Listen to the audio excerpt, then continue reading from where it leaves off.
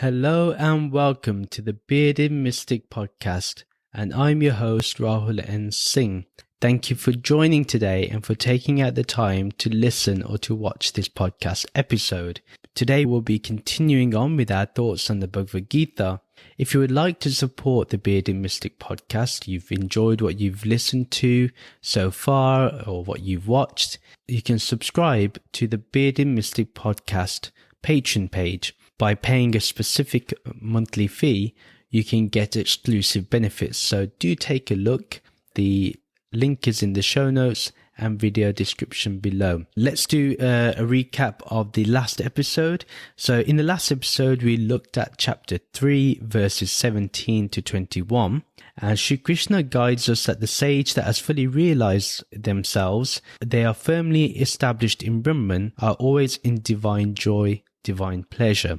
They are completely enlightened from within and are totally established in contentment.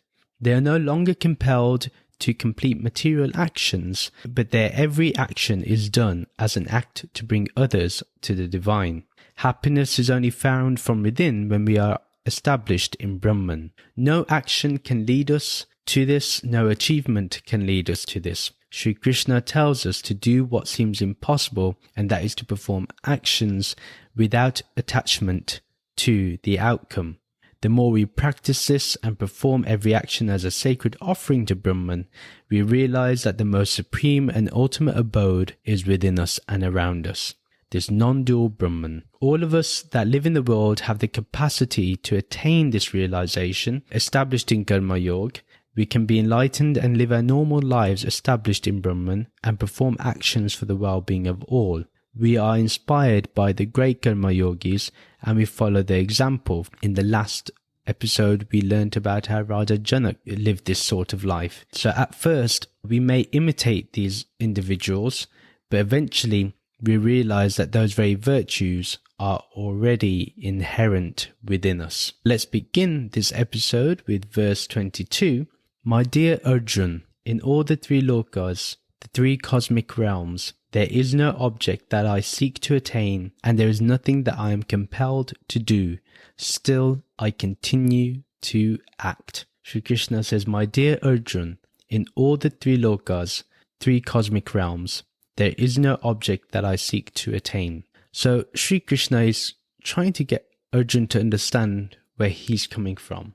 And maybe Arjuna has a doubt that, well, Shri Krishna is acting. Why is he acting? Why is he on this battlefield? Why does he have a kingdom? Why is he a ruler? So it may be that Arjuna will have this doubt, and Shri Krishna is ensuring that he can tackle that doubt before it even arises. But I love the way he approaches him. My dear Arjuna, bring in that closeness, ensuring that disciple and master relationship is entering this beautiful spiritual friendship. Here he says that there is no object that I seek to attain. The way I would interpret the three worlds or the three cosmic realms is closer to the way Buddhism actually describes it, and it makes more sense rationally. It's seen as the world of desires, then the world of name and form, and then the world of formlessness. Now, Shri Krishna will have nothing to attain with desires nor with associating with name and form. So physical and mental objects are not really going to be in his interest. Then the world of formlessness, there is no object there to even attain. Therefore, one has to transcend that too. So if one seeks formlessness, then one is actually still associating with name and form. So if you say you want to get to the formless or attain formlessness, that's still a name and form. You're objectifying something. I really like that explanation for the three cosmic realms. People may see the three cosmic realms as the earthly realm, the realm of hell, and then the realm of heaven. And Shri Krishna in the next line says, and there is nothing that I am compelled to do, still I continue to act. So Shri Krishna has nothing to do with any action, doesn't need to act, doesn't feel the compulsion to act. There's no compulsiveness in Shri Krishna. At the same time, Shri Krishna is reminding us that we're not doers of any action. We don't need to have any compulsion to act either. Yet at the same time, action will be performed because one is to function in this world. We live in this world as a name and form, Therefore, we are going to act. We live in this transactional reality. We live in Maya. So we are going to transact with the world. That's part of being natural and it's normal. But what Sri Krishna is saying is you're not compelled to do it. You're not forced to act. The action is a natural thing. At the same time, action's just performed because one is to function in this world, as I mentioned. So what Sri Krishna is also highlighting, that even though he has no interest to act, to do anything, he still does. Therefore, Arjuna should remember this, that if Arjuna thinks that he can become a renunciant, there is still action to be done. Also, Sri Krishna is the avatar here. He's seen as the avatar of Vishnu. And he's also showing us that he's like one of us. When it comes to the ways of the world, he still has to act. He still has to perform the duties that are assigned to him, because that's the natural way to be in life. See, there's no duality here. We need to understand this. A lot of people get confused between why do we need to act in the world? Why do we need to do this in the world if there's only Brahman, if there's only consciousness? But that's not what Sri Krishna is telling us. Because when we do this, we live a life of duality, a life of resistance, a life of conflict within. Therefore, how can we get to the higher stages in spirituality if we're still not understanding or addressing the basic conflict that we have? The context of the whole verse is that Sri Krishna is guiding Arjuna that despite the fact that he has no compulsion to act, and there's nothing for him to attain, there's nothing for him to get because he is the supreme, yet he still acts in the world. When Sri Krishna talks about himself here, remember, this is also you. You can also be feeling the same thing. Sri Krishna is not telling Arjuna because Sri Krishna is better. He's telling Arjuna this is how you can be too. So we need to get rid of this notion also that Sri Krishna is talking about himself only. No, he's talking about what we can do too.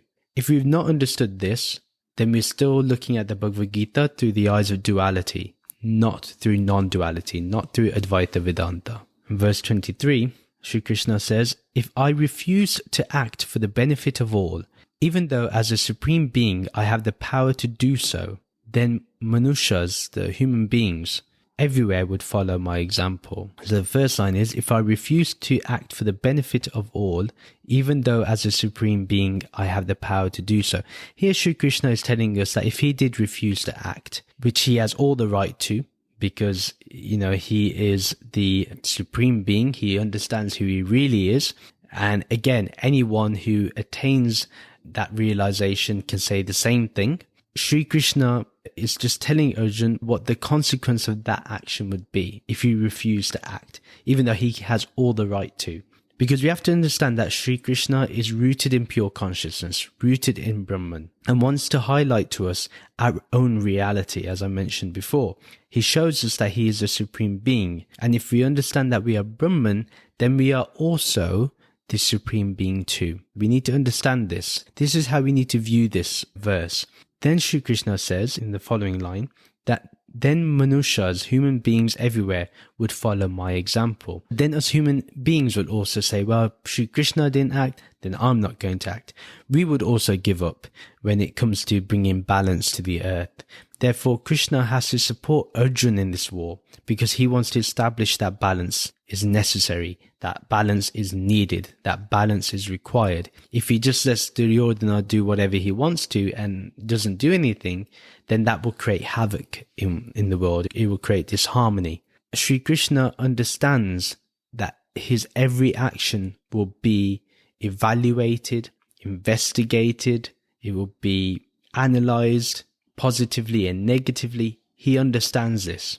Therefore, he understands the gravity of his actions, or gravity of not acting, or not performing any actions. Also, as we see that Shri Krishna is a divine incarnation of Vishnu, we must also understand that we are also divine incarnations too. I want to keep emphasizing this because I want to ensure that we do not have any duality while we're reading this or listening to this or watching this. We must follow his example here in today's world when it comes to the right understanding. He's already established for us what is Sat and Asat. We should now be living a life based on this truth, or attempting to, trying to, or use this podcast as a reminder, and I have to do the same, to remind myself that this is the way to be. Let's remember that if Krishna didn't look after his kingdom, if he didn't participate in the geopolitical sphere, he didn't help others with their spiritual journey, then we would have done the same. So Krishna is very aware of the importance of every action that he does. So the context of this verse is that we must all follow the example of Sri Krishna. We must act in the world with detachment, knowing full well that we are the Supreme Being, pure awareness.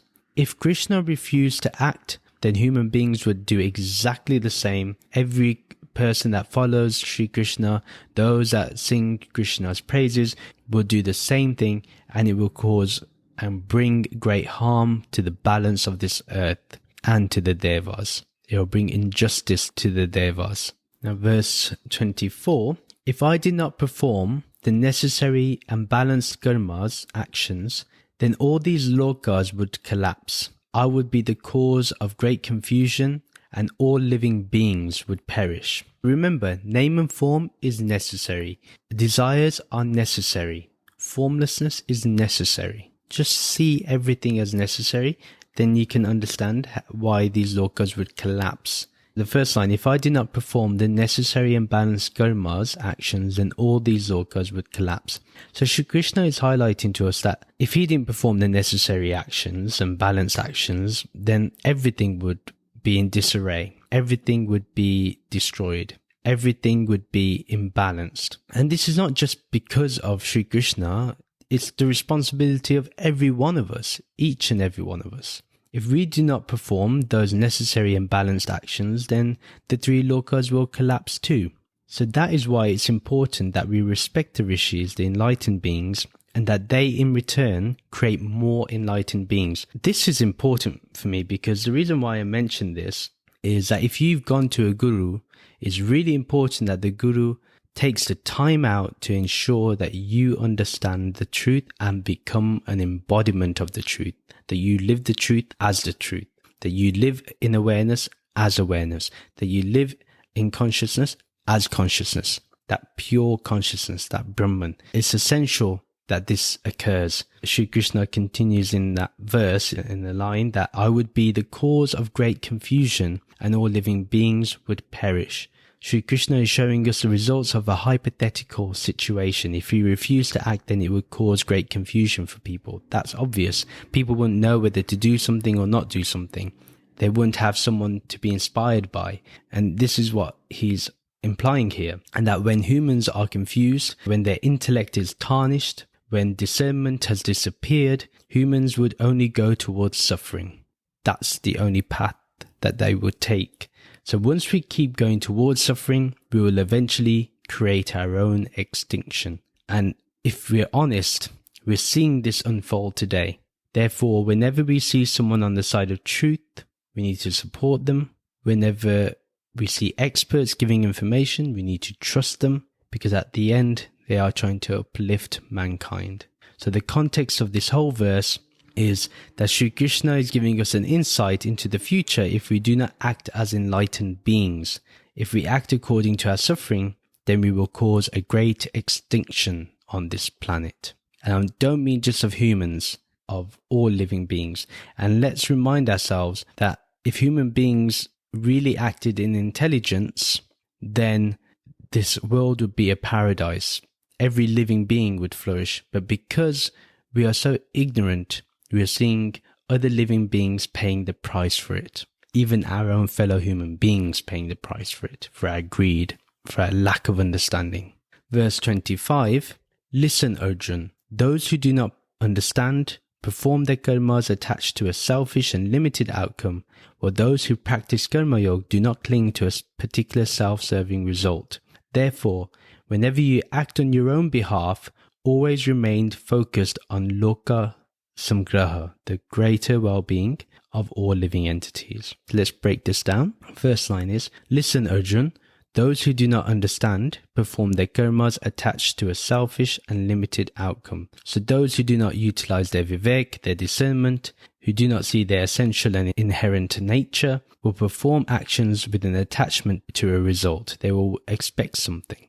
They will only think about their own benefit. They will be completely selfish, and they will only look at what can make them greater than other people. It'd be completely self-centered. The next sign is, while those who practice karma yoga do not cling to a particular self-serving result.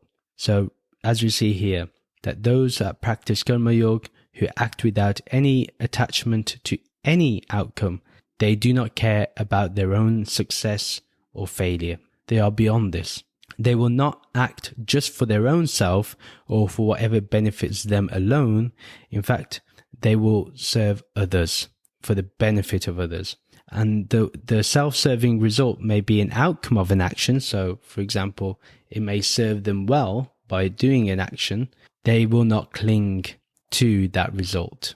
Yeah, that's the great thing about these karma yoga practitioners.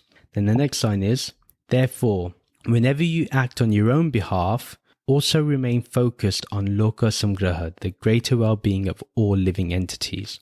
So Krishna wants us to be established in understanding here, so he can guide us that whenever we act on our own behalf, that we also at the same time look for the benefit of others, for the greater well-being of others, of every living being in this universe. That simultaneously, even if we are acting on our own behalf, for our own self, that we consider what will benefit everybody. So this approach is always universal, and our small self is contained in that universal approach.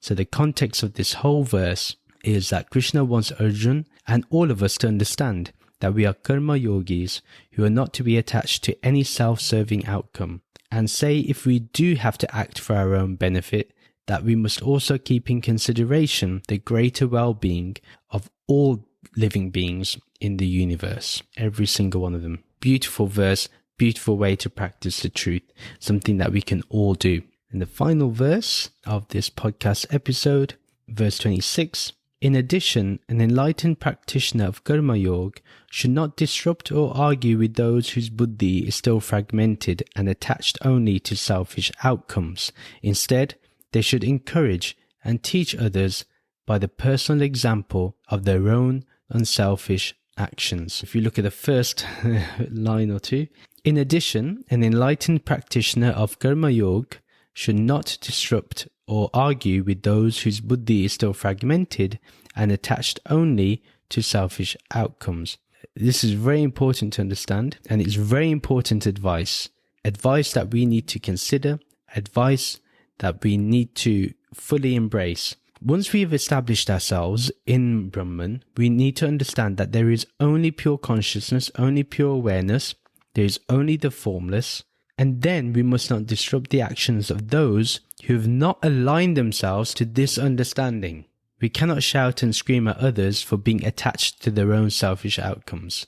We can raise our observation with others, but we should not argue with them. And the reason for this is because the moment you tell someone that they can't do something or they shouldn't do something or whatever they do is going to cause harm or is going to be disruptive, they will go and do it because they don't think about what they're doing. For example, it's a very simple one, but it's so true. You know, if you tell a child or you tell anyone that they're not to eat ice cream, but to eat fruit, the child will want to eat the ice cream. And even more so, if you eat the ice cream in front of the child after advising so, that child will see you as a hypocrite and they'll be like, what is this? So if someone's buddhi, their intellect is still fragmented, they're still living in duality, it's best to keep your advice to yourself, especially if that person's intellect is not open to understanding anything. If they've closed their minds, if they have that tunnel vision, then let them be. It's really important that we do that today. Like, there's no way you can convince anyone to do something that they are completely against. There's no way. We don't even listen to our doctors. For example, I know many people that, I'll use myself as an example. I was once told by the doctor that I'm now in the pre-diabetic stage, so I had to cut down on sugar. Now, I have a sweet tooth and I love eating desserts. But once the doctor said that, I controlled my diet and I was like, I have to be serious about this. I know that there are many people that regardless of what their doctor says, they will do the opposite. If the doctor says cut down on eating sweets, cut down on drinking alcohol, cut down on smoking cigarettes, drink more water, eat a more healthy diet, they will not listen. And no matter how much you say is good for them, they're not going to listen to you because they think they know better than the doctor. The doctor's only studied for 7 years and practiced for so many years, but they who have no qualifications know better. So only the person who is understanding, who's open-minded, will understand you. Shri Krishna says an enlightened being, an enlightened practitioner of Karma Yoga, should not disrupt or argue with those people. An enlightened being uses their discernment. Should I say anything or should I not? Is it best to remain silent or is it best to say something? And then Shri Krishna says, instead, they should encourage and teach others by the personal example of their own unselfish actions. This is the practical advice, that we should encourage and teach others with our own example. Forget about telling others what to do. You do it first. You be it first. Why tell other people to meditate if you don't meditate? Why tell other people to attend a particular satsang if you're not practicing the message of the satsang? Only teach others by your own example. As they say, actions speak louder than words. This is what it means, not anything else. Shri Krishna is telling us that we just cannot be hypocrites. People should not be able to point the finger at us and say, well, you say one thing and you do another. Therefore, we need to show by our own thoughts and actions, without shouting through a loudspeaker. We just show them that our actions are unselfish and that they are based on the well-being of all. A karma yogi simply will do everything that they would tell someone else to do. Those are the real practitioners. They would do the same thing. And this is great leadership advice too, and something we can practice at home, at work, at school, in any circumstance, in any situation, any role that we have. We can practice this very teaching. The one thing that I remember of my elders is that they wouldn't tell me to read a book. I used to see them reading a book. And by seeing them, I wanted to read a book. A child looks at you through those very eyes. If they see, for example, in today's day and age, we see kids on mobile phones, on cell phones, on their smartphones, whatever you want to call them. A parent can't tell a child to get off the smartphone if they're on it. They also have to sacrifice. They have to show with their own actions that they are limiting their use of the cell phone. So everything has to be lived according to your own practice. Your own life has to be an open book that people can look at you and say, you know what? They're doing exactly what they say. Often there are people in your life, you probably have someone in your life, where no matter what you tell them, whatever good intentions you have, they just don't listen to you. They say yes, yes, yes to your face and then do the exact opposite. They go completely against what you said. They don't have any value for what you say. That's why Shri Krishna says, don't waste your energy here. Don't try to teach them. Don't try to guide them. Just use your own example of how to be. Just concentrate on your own self. In a way, for example, in the context of the Mahabharata, there's no way that Arjuna can convince Duryodhana to do anything else. He's got a fragmented buddhi. He's not going to listen to Arjuna. But Arjuna can show by his own self, his own actions of how to be. This is what Shri Krishna is talking about here. This is really important for me. I want to emphasize upon this, that a spiritual teacher and a disciple, they have to be aligned in such a way that the spiritual teacher needs to be practicing the teachings. If there is someone with a fragmented intellect and is only attached to selfish outcomes, let them be. Don't disturb them. Don't disrupt them. Don't give your 2 cents. They don't care. And I know this sounds harsh, but they don't. And therefore, don't waste your time. It's better to just be yourself. Be grounded in Brahman. Be Brahman. Be this pure consciousness and just enjoy this. Going back to the last episode where we looked at being Atma Rati, Atma Tripta and Atma Santusht. Being in divine pleasure, being enlightened from within, and then being content. Just be in that state. There's nothing you can do to change anyone that doesn't want to be changed. I've learned this the hard way around. Trust me. I used to give people my 2 cents. Now I'm leaning towards more silence. Silence has real power, man. Silence has real power. Silence has this quality that nobody can understand. Not everyone can understand the power of silence. Only when you are in silence can you understand the impact that it has. This is why it's really important for us as people who've been going through the Bhagavad Gita. We've been studying this, we've been interacting, some of you have been asking me questions about this, and we've been discussing it, that we introspect and we just live the message of the Gita. Shri Krishna doesn't want us to be bystanders that just listen and then move on. Those are the people with the buddhi that is fragmented and attached to selfish outcomes. They'll attend the Gita classes, they'll attend the big gatherings, or they'll chant Krishna's name. But being as Krishna wants us to be is the real lesson of the Gita. Understanding that we are that. Tattvamasi. This is what we need to understand. So the context of the whole verse is that Shri Krishna is guiding us that we do not tell others what to do, but we show others how to perform actions with unselfishness through our own personal example. This is the best way to show someone enlightened living. Listen, if you follow this advice that Shri Krishna has given, you will live a life without any disturbance, with absolute peace. Trust me on this. Do everything you can to improve yourself. That's it. People will have their projections, their perceptions of you. They will live their life the way they want to, and they don't care. They will carry on. So no matter how noble you feel you are, it's not going to matter.